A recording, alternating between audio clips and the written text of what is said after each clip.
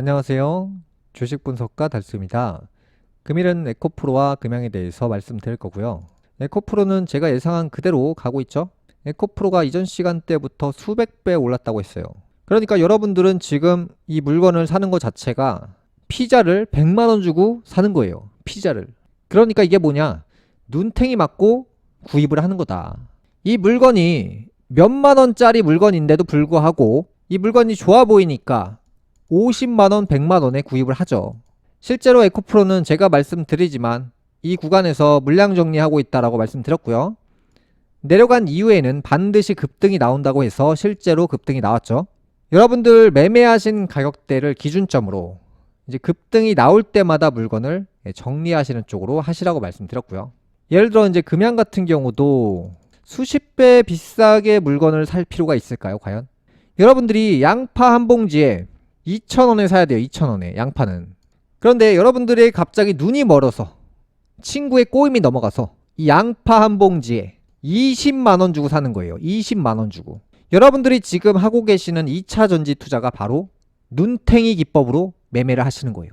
그러니까 우리가 지금 소비를 할 때는 내가 가지고 있는 자본에 알맞게 사거나 아니면 박앤세일을 하는 세일 받은 값에 구입을 하거나 이렇게 소비를 하시거나 투자를 하셔야 되는데 지금 우리나라 사람들이 하고 있는 투자 방식은 50배에서 100배 정도 오른 종목에 호감이 가서 그런 종목을 사서 물리는 방식의 투자를 한다는 거죠.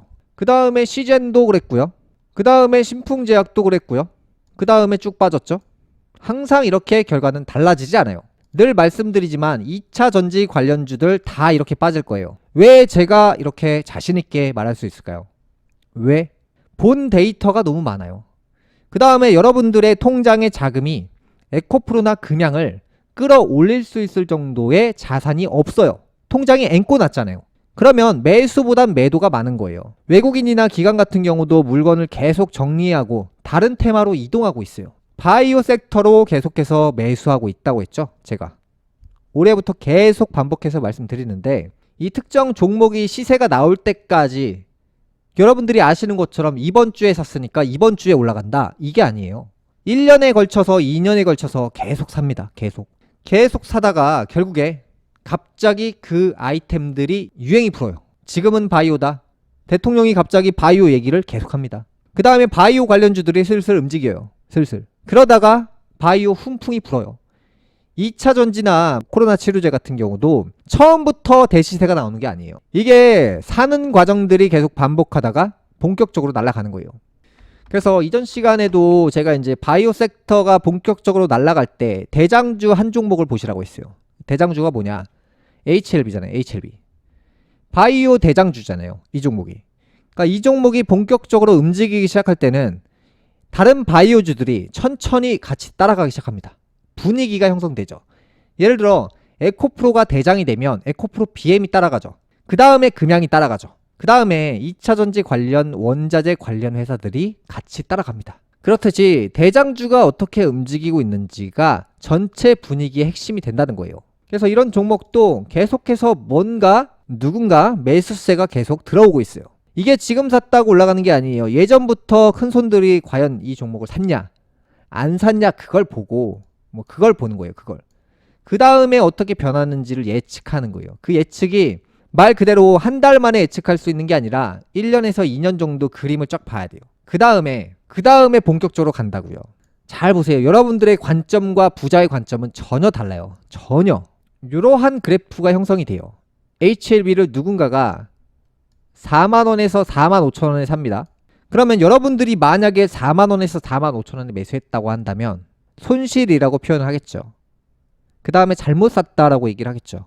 근데 만약에 정말 거물급들이 이 단가에 매수를 했다라고 한다면 어떻게 생각하실 거예요? 여러분들이 아시는 것처럼 돈이 많다고 바닥에 사는 게 아니고요. 물량이 나올 때 그때 집어갑니다. 이 돈이 많은 놈들도 저가의 매수를 무조건 하는 게 아니라 저가보다 높은 값에도 물건을 싹쓸이 해갑니다.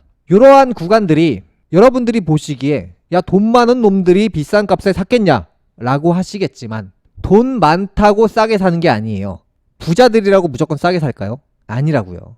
이런 종목들이 움직일 때는요, 무조건적으로 부자라서 싸게 사고 돈이 없다고 비싸게 사고 이런 게 아니에요. 부자여도 비싸게 삽니다. 이 회사의 작품을 미리 알고 있다고 한다면 비싸게 사도 크게 문제가 되는 건 아니에요. 그래서 이제 이러한 단가에 이제 부자들이 매수를 했는데 이 사람들이 과연 언제 팔 건지를 주시를 하는 거예요. 요 인근 단가에 와 있습니다. 요 당시만 보더라도 이제 첫 번째로 이제 부자도 매수를 했고 그 다음에 일반인들도 매수를 했습니다. 그러면 여기서 정확하게 올랐는데 맞고 떨어졌잖아요. 찍고 바로 떨어졌잖아요.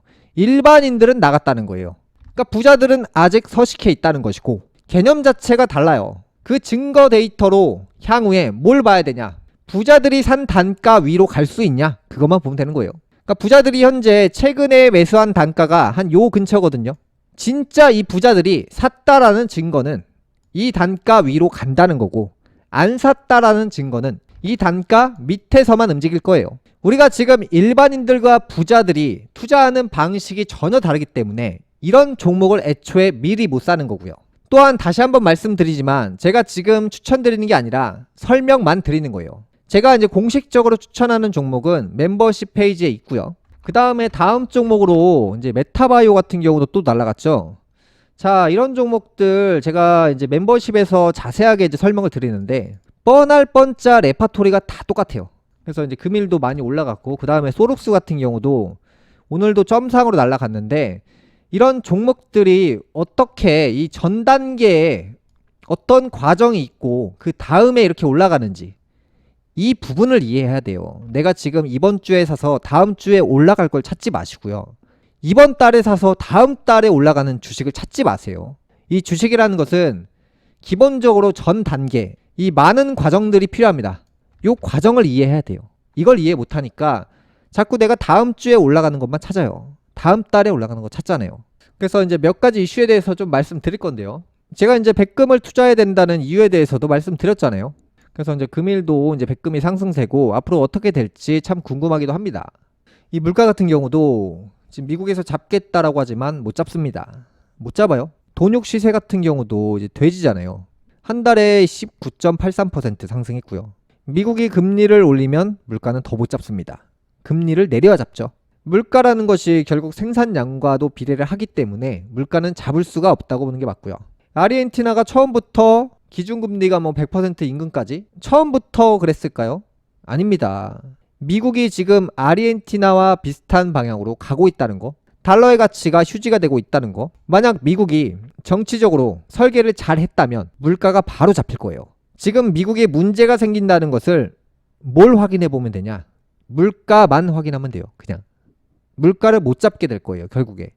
그래서 이제 달러 가치가 하락하고 달러 투자자들이 이탈하게 됩니다. 달러 투자자들이 이탈한다는 것은 미국 내 주식을 매도한다는 것이고 미국 내 국채를 매도한다는 것이고 미국 내 돈이 없어서 난리가 난다는 것이고 미국은 또 화폐를 찍는다는 것이고 결국에 화폐가 휴지화된다는 거 시간이 걸리겠죠.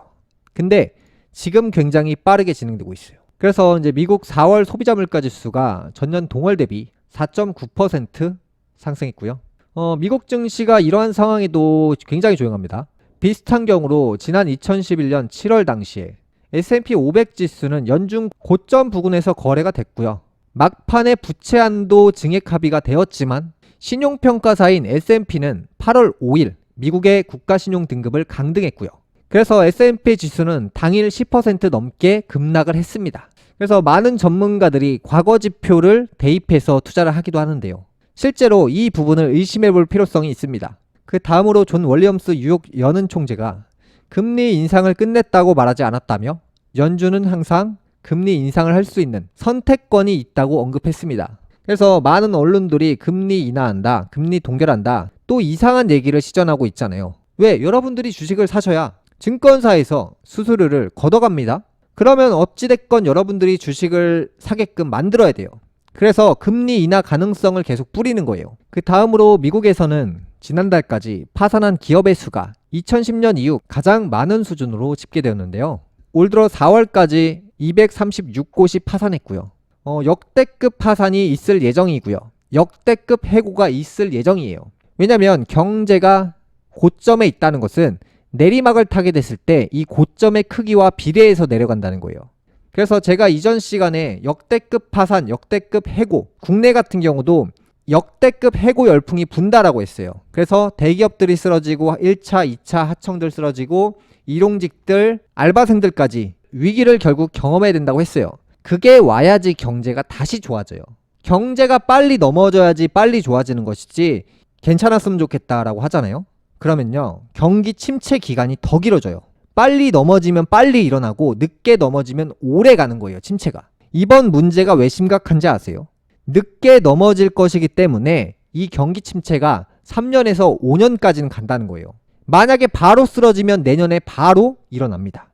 근데 이 과정에서 자꾸 달러를 찍어대고 누군가가 인위적으로 조작을 하고 있잖아요. 화폐를 찍으면서. 그래서 이 경기 침체가 더 어렵고 힘들어지는 거예요. 그래서 제 생각에는 빨리 넘어지고 빨리 좋아지는 쪽이 낫지 않을까라는 생각합니다. 금요일 방송 여기까지 하겠고요. 다음 시간에 뵙겠습니다. 감사합니다.